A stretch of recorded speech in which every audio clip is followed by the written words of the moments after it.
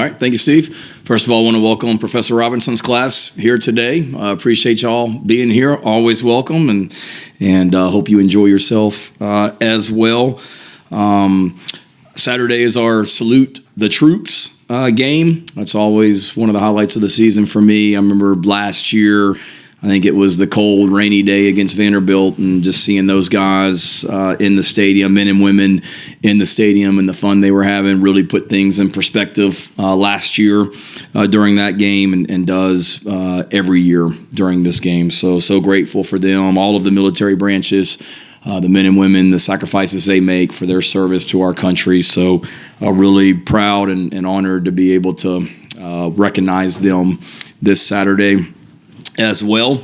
Have a good Wofford team coming in here as well. Coach Watson has done a nice job there in his time. The improvements they made from last season to this season are evident. Maybe not so by the record, but looking at it, they've played 5 games against top 25 FCS teams, and we know how talented. I know how talented a lot of those teams are and how good those teams are at that level. And they've played 5 games against top 25 teams for sure. A lot. They're going to be certainly excited about playing us. This is their last game of the season, so they'll let it all hang out and not hold anything back. Effort-wise, schematically, we know that. It's a proud program with a ton of tradition. Obviously, 37 players on their team from the state of South Carolina, so we know how juiced up they'll be for this week as well. And they've got good players. They've got 5 guys on their team that have been the players of the week at different times throughout the season in the Southern Conference also. So they have a lot of respect for their program and the way they play. They've got some good players. There's no question about it, and we know they'll get their. We will get their very best this Saturday as well. It always starts with us, and there's a lot for us to be better at.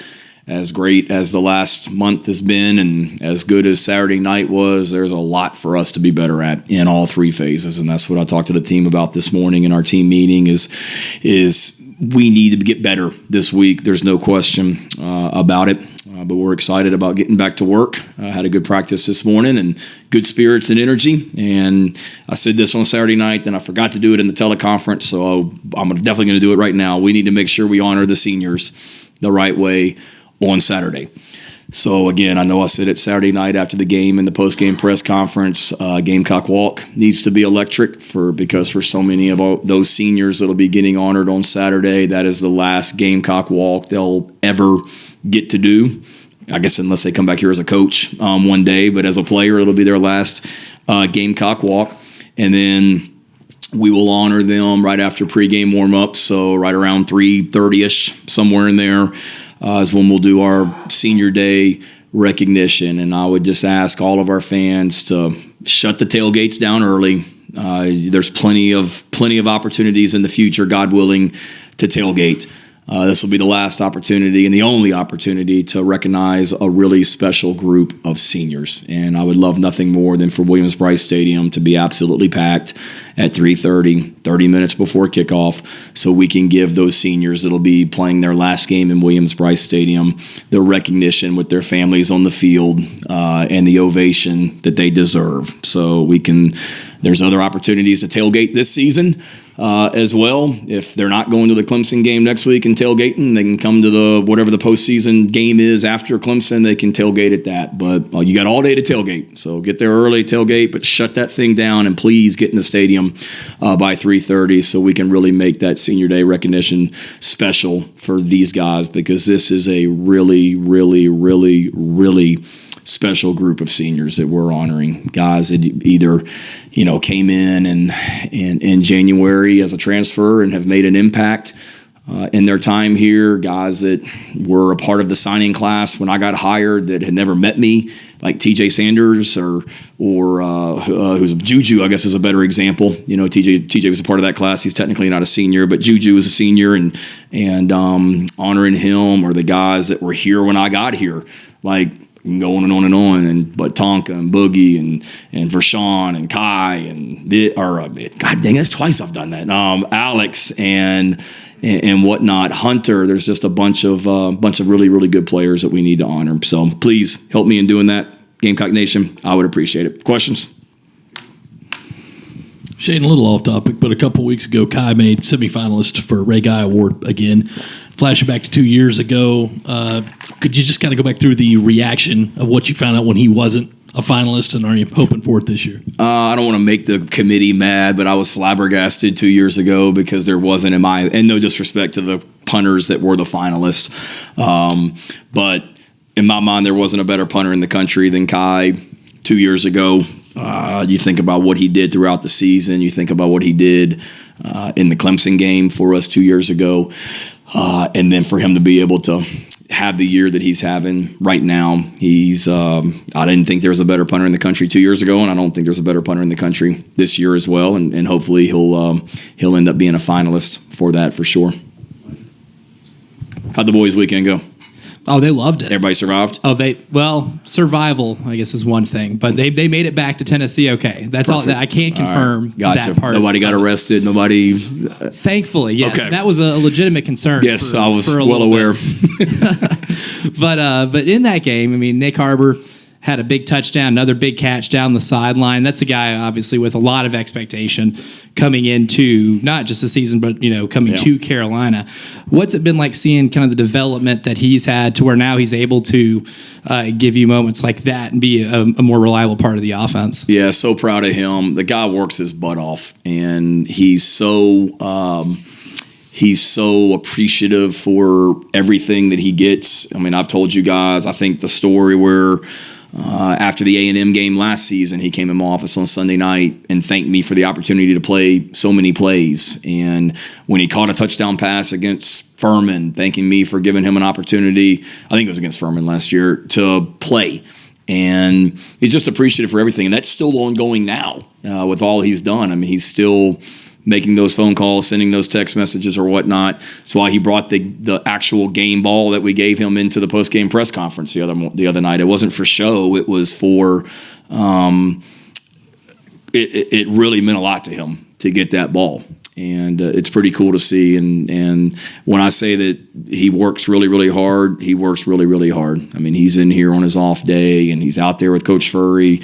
It's important to him. So it's really cool to see somebody that's a great young man, first of all, work really, really hard and have the success that he's had. And like I told him, he's just scratching the surface of how good he can be, but he's just really developed. And even the play the other night, I mean, on the long pass on the sideline, I don't know if he would have made that last year. I mean, it was a good release off the line of scrimmage. It was a good route. It was great ball skills to track the ball and make the catch. And then the threat that he poses to defenses. I mean, he got the holding penalty because the guy literally grabbed the back of his jersey and was just hanging on because Nick was running past him. So he's worked really, really hard on the details of being a receiver, and credit Coach Furry for pouring into him like he has as well.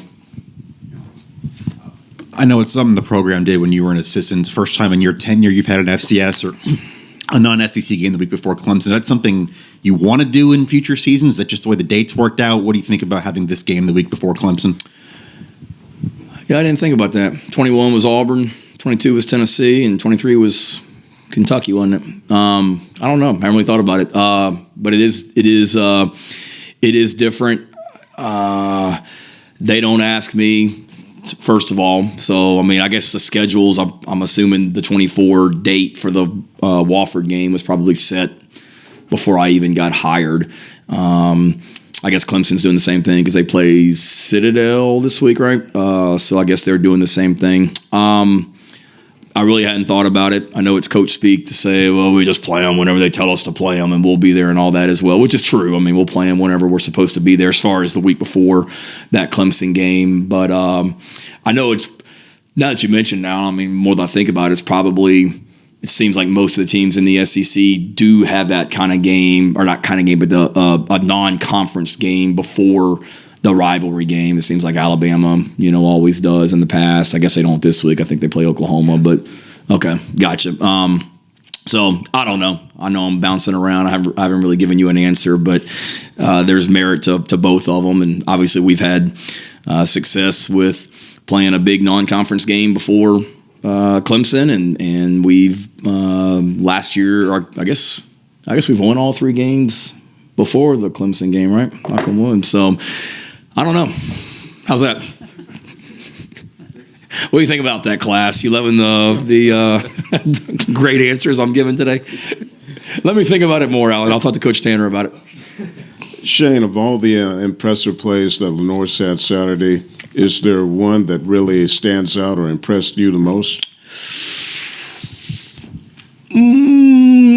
Probably one that nobody's really talking about is when we had the called quarterback run in the fourth quarter over there where he kind of ran out of bounds near our sideline. I think it was maybe a 1st and 10 play, and it was just a designed quarterback run. I think it was after Missouri had just taken the lead maybe, and it was a play where he ran for a first down, but he broke a couple tackles, and it really got that drive going in a lot of ways. So people talk about the passes, and those were great, and there's some really good ones, but that's one that stands out to me, Rick, because it's a good, tough run downhill. He broke some tackles, and his extra effort of breaking tackles and straining allowed us to get a first down and really kind of get the drive going. And I think that was the drive that right after that we hit, well, I think that was the drive that we took the lead for the next to last time. I think it was that same drive, but it was the fourth quarter, and it was a design quarterback run. Shane, you've got a perspective as a player and a coach. How difficult is it for players who say, we're locked in against an opponent that we're supposed to beat to stay locked in? I mean, is there something that makes that transition easier? And do you talk to your leadership about, hey, let's not lose that intensity? Yeah, we talked about it as a team this morning that, one, you better have a respect for Wofford for one, and have yourself ready to play because they can present you some problems. I mean, you just watch special teams. They've got a fake punt against Chattanooga. They got a fake field goal against Richmond. They did a fake field goal this year against Western Carolina. On a kickoff return, they faked like a throwback pass against, I think it was Mercer. They did a surprise onside kickoff in the middle of the game against VMI. So you better have yourself ready to go and have a respect for them, first of all, because they can attack you in special teams, and next thing you know, you're in a battle because you're not where your mind's not where it needs to be. But for us, and we always talk about this, it really is about us, and the message that I've given them that we've talked about is we need to get better this week. And going back to the beginning of the month when we talked about they remember November, not just what you do in the SEC games in November. They remember November, and we're still writing this story in the month of November, and we need to get better. And we've been a team that has always gotten better as the season has gone on, and that doesn't mean that you just get better, then you play a non-SEC team and you stay the same. You better get better this week as well. And I just go by. Are they on time for meetings? Is there a sense of urgency? Is the practice still spirited and intense? And all the answers to that today were yes. So hopefully we can continue to have a really good week and lead into Saturday. Obviously, there's still games after this weekend and senior day, but do you feel at all responsible to kind of facilitate those conversations that seniors may have about just emotions of it being their last game in Willie B and kind of coming to the tail end of their careers? And in that same note, you said the senior class is really special. Do you at all think that you'll find yourself emotional on the field during the presentations on Saturday? As far as the seniors and their emotion, yeah, I mean, we'll talk about it that, we talk about it each year that they'll be the emotions of that, and then you've really got to put an end to that. You got to go play football, because they'll come out of the tunnel, they'll see their families, they'll be recognized, and then they got to go back in and put their helmets on and then get ready to come right back out and play football. So that's always something you worry about for sure, but just really continue and emphasize to them that how you make your senior day really special is to go win the football game, and you do that by understanding that it's going to be different because it is your last time, but when the game starts, it's all about football as well. And yeah, absolutely. I know I will. Like that. I'm crying during movies and things like that as well. So, but I will. I mean, it kind of started yesterday. I had to film a video with our social media team. Just, I wasn't even talking about the seniors individually in that video, but just kind of talking about a group, and caught myself a couple times just thinking about them and got a little, emotional. But it's just because of how much gratitude I have for them, Lulu, and that, there's so many of them that have I wasn't. Every year I say this, but this is the group that's been here the longest that I wasn't the coach they came to play for. And this is year 4 with me. And in today's time, it's so easy to just pack up and go somewhere else. And man, this guy doesn't know what he's talking about. I didn't come play for this idiot, and move elsewhere and go to another team. And easily could have done that last season when we were 5-7, and they all just doubled down on, no, we believe in what we're doing. We believe in this program. We want to leave this place a better place than what it was record-wise in 2023. And I'm just so happy for them that they're having the success in 2024 that they came back for, which is pretty cool. I've been working on a story with Nick Imamori, and I'm curious, what has he meant to this program, and just, his passion, him living 15 minutes away and deciding to stay. You were talking about he's not a senior, but he could have, left if he wanted, but he stayed, and just the impact. He's leading this defense, 71 tackles, 4 interceptions, 4 pick sixes. How much of a staple has he been to this program on the defensive side? Huge. And going back to yours, I don't not every movie, but there's just certain ones that'll get me. Okay, so I'm not like a big softie that I'm box like Kleenex every time I watch a movie. There's just certain ones that still get me, no matter how many times you see it. Nick's been awesome. He really has. It seems like yesterday that he was just out here at our summer camp, and we kind of knew about him, but we didn't really know about him. And then he came out here going into his senior year at Irmo, and you realize what a special talent he is.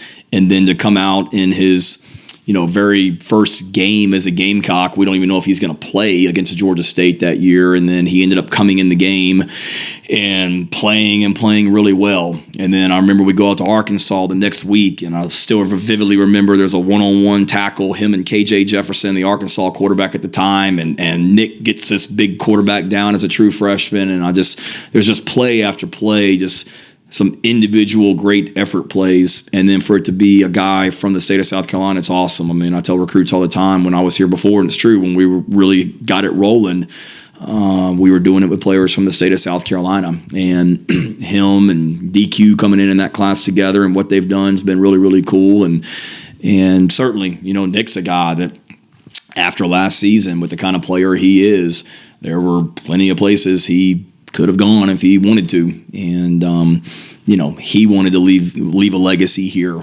and be a guy that finish what you started in the state of South Carolina, and be a guy that's remembered here forever, and not a guy that just came and played here for a year or two and then bounced and went to some other school for whatever reason.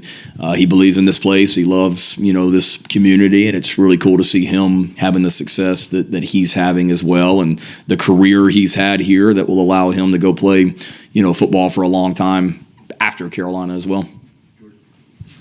With the defensive improvement this year, I think it's easy for people on the outside to just look at the newcomers, D. Knight and Kyle Kennard and whoever. But you guys have a ton of guys that came back, and seniors and veterans. How much of the improvement this year is the fact that there's a bunch of 4th, 5th, 6th year guys who decided to come back and really are leading a kind of a veteran defense? Yeah, that's huge, and it's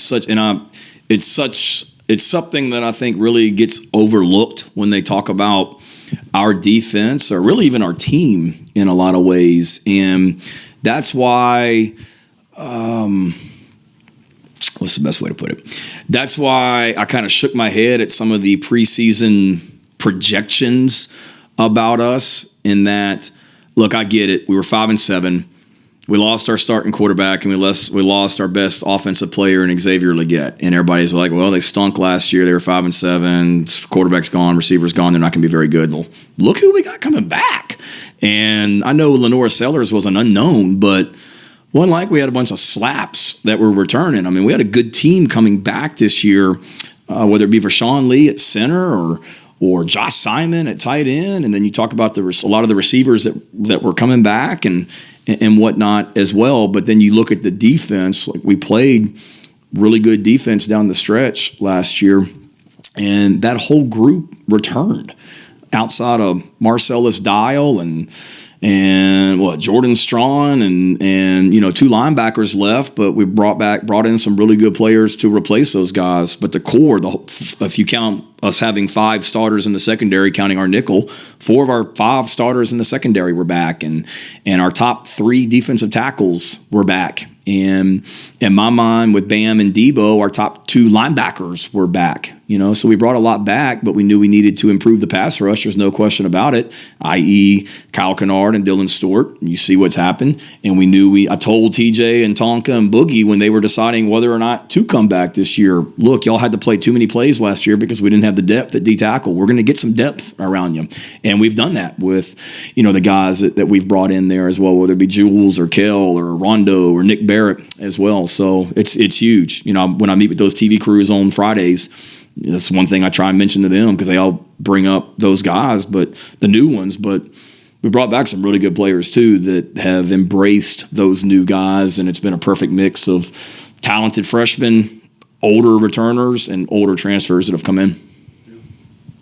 Kind of a series of roster management type questions for next year, when I assume you guys will have to be at 105 at some point. Is that something you guys have to be at in January, or is it when the season starts? How does that? My understanding is when the season starts, and it's a challenge right now just trying to get clarity on a lot of things, Hale, because there's a lot of stuff going on right now in college football, as you can imagine, when it comes to roster management. But in regards to the final roster number, my understanding is it's before the season starts in 2025, not spring practice, not summer, not even preseason camp. But again, I could walk back in my office and have a call from Coach Tanner, and he tells me that's changed. So how do you go about trying to plan for that as best you can? Great question. I wish I had a great answer for you. You really just try and project. It's hard. You know who you have on your roster right now. You know who's committed to sign with you in a couple weeks. You know who you're still recruiting that's not committed that might sign with you. You know that you're going to lose some guys that will leave early for the NFL draft probably. I hope we don't, but it's you'll probably lose some guys that decide to transfer for whatever reason. Transfer guys that you bring in, so you're doing a lot of projecting, and it's tough because when we walked out of SEC meetings in May down in Destin as head coaches, there wasn't real clarity on, is it going to be you're capped at 85 players, period? Are you capped at 85 scholarships with 20 walk-ons? Is it going to be you've got 95 players and they're all on scholarship? There was a lot of balls in the air when you were walking out of there, and I think a lot of coaches kind of thought, you're going to have a roster limit of around 105, and you're going to try and stay around 85, but if you want to go up to 105, great. You walked out of Destin having a couple possibilities, and then it came down, okay, you're at a hard 85 scholarships with 20 walk-ons or whatnot. So it's that part's just been tough, just having to adjust in some ways in regards to your overall scholarship number as well, which, I'm sure a lot of coaches across the country didn't even think they were going to have to be capped at 85, that it might be more than that, if that makes sense. So, I'm sorry. You're good. Are you planning for 105? Is that? I'm planning for 105 roster spots and 85 scholarship spots is what I'm planning for, but who knows? On the note of senior, sorry, you're good. On the note of the seniors and stuff, what were the challenges that came with trying to retain any seniors that maybe weren't sure if they were coming back or not? And then on the same note, trying to find the right guys, older guys in the portal that you wanted to bring in. Yeah, I think challenges were just. I don't know how much of a challenge it was. It was just making sure these guys understanding that we're not far away. And I know there was that social media video that Justin King and them put together that it has me in the weight room after the day after our season-ending banquet on that Monday morning, and I told the team that, last night stunk our banquet because we weren't getting ready for postseason, but that we weren't that far off. And I truly meant that. Like, we really weren't.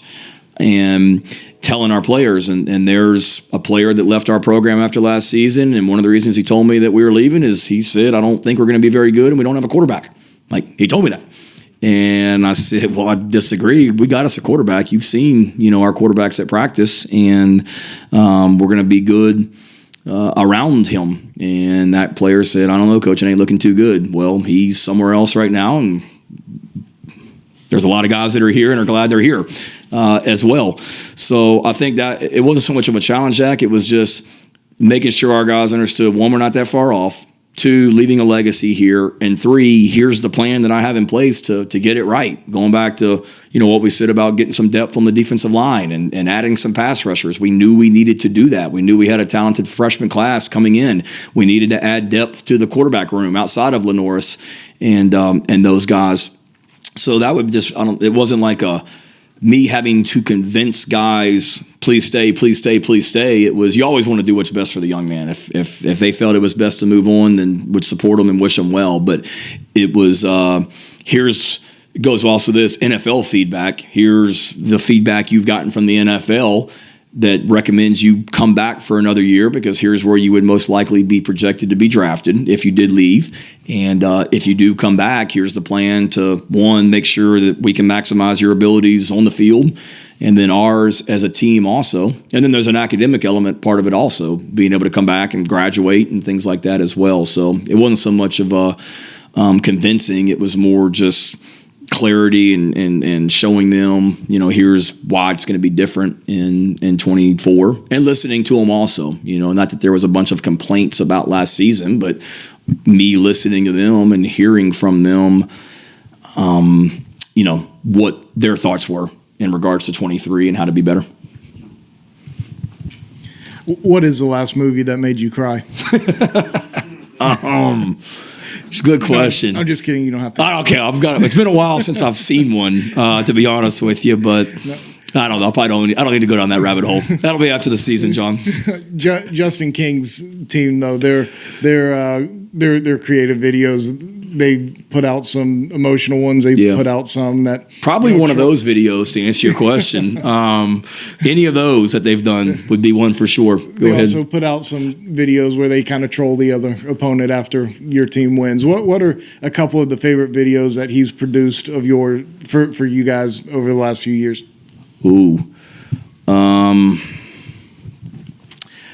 I've said it before, John, and usually with Justin and his team, like, I don't even ask questions. He just tells me what to do and I do it. Like the one the other night, getting the trophy out of the little storage thing that was out on the field after I finished up with you guys and did the radio show with Todd.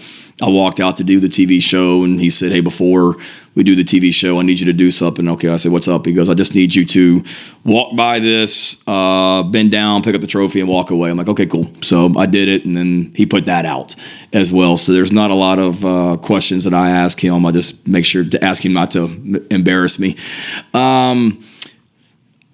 Favorites, I think all of them, everything he's done are really, really good. He's so talented. His whole team is, and they work really, really hard back there in the back. I mean, I walk down that hallway going back to Joe D's office every day when I meet with Joe D about special teams, and I hear him and his team. They're always in there. They're all in there working. They're always talking about ideas and things like that. It's a really, really talented group of people back in there. I'd say the one video that still comes up all the time is obviously the Soulja Boy video from before Media Days a couple years ago. That one always comes up. And I mean, I was at a high school football game back in October during the off week, and I was standing on the sidelines, and the PA announcer, the high school that I was at in Alabama, started playing Soulja Boy. And the mom of the recruit that I was there to see texted me, and she said, I had him play that for you. That's for you as well, which I thought was pretty cool. And then the Office spoof, that one still comes up everywhere. I mean, but it's not so much like recruits. I don't know how many recruits watch The Office, but from just random people. I may be out to dinner at an airport or something, and some random 60-year-old person will come up to me and tell me they saw that. They're not a football fan, but they saw that Office parody and how awesome it was. And that was pretty good as well. AB and those guys did a great job acting in that one as well. Kim Fields, we had a whole ensemble that was a part of that group. How was Pittsburgh, Phil? Awesome. Did you stay for the Steelers game Sunday? Beautiful city. And I had to get back for the Packers. 1 o'clock kickoff. Okay. Yeah. Gotcha. Yeah. It is a nice city. It is. Coming through that tunnel is pretty cool. Yep. 2 for you. Since you're not required to do the SEC availability, you want to share any injury updates with us? Not really, but I will for you guys because I like you and the class is here today. Obviously, Brady Hunt won't play. Outside of that, I would say that we're optimistic on everyone else that didn't finish the game. So if we had to put a report out, I'd probably say maybe not probable, doubtful, or questionable, but optimistic on everyone else. Judge Collier should be fine. He practiced today. And the ones that to me would be the most questionable, doubtful, probable, optimistic would be the tight ends, just kind of seeing how they respond outside of Brady. But they were out there today. Just got to see how far they come along between now and Saturday. But everyone else should be good. Jared Brown's is banged up a little bit, but we'll see how he is as the week goes also. Okay. And what's your plans for left tackle for the Wofford game? Josiah is back healthy. He should be good to go. Tree obviously has started a lot of games for us going back to last season and played really, really well Saturday against Missouri. So we feel like we've got 2 really good left tackles and are good with both those guys, regardless of who's out there. Shane, you made a sizable donation to help the band out with their trip to the Macy's Thanksgiving Day Parade. Yep. What was important to you to make sure they have a rewarding experience? Yeah. Also, that was released. I guess so. Yeah. How'd you know that? You just know people? When you've been around Columbia this long, you know things before I do. Yes. No, I did give a contribution to help the band be able to go up to New York City for the Macy's Thanksgiving Day Parade. In all seriousness, is that out there? I don't want to spill the beans on anything. Is it out there? All right. So I got you. No, we did. I was I'm so grateful for the band. So grateful for the impact they make on Saturdays in Williams-Brice Stadium. One of the highlights of my year is getting to go talk to them in August when they're here. We're doing preseason camp, and they're here 2 weeks early before school even starts, and they're practicing and getting ready and whatnot as well. So grateful for them. That's the greatest environment in all of college football across the street there, and part of that is the atmosphere and the impact that they make. So I was actually sitting in my office. This was probably the week of the A&M game, maybe, Rick, or Vanderbilt, and it was late on a Tuesday night, and I got a text from Darius Rucker, and Darius said, hey, what do you think about this? The band is trying to get up to New York City. What about if me, you, and Dawn put together we each contribute and help them go. So I don't want to put Dawn on the spot. I think she was in on it as well. Okay. And I said, I think that's great. And he feels about the band like I feel about the band and everyone else here at Carolina. Grateful for them. So Darius texted me that, and it took me about 5 seconds to respond. Heck yeah, just tell me what you need from me, and something that, I love this university and love this community, and be awesome for them to be able to go up to New York City, and appreciate Darius coming up with that idea and being able to do that for them. Thank you, Coach. Yep, you got it. Thank y'all. Thank you, class. Good luck the rest of the semester.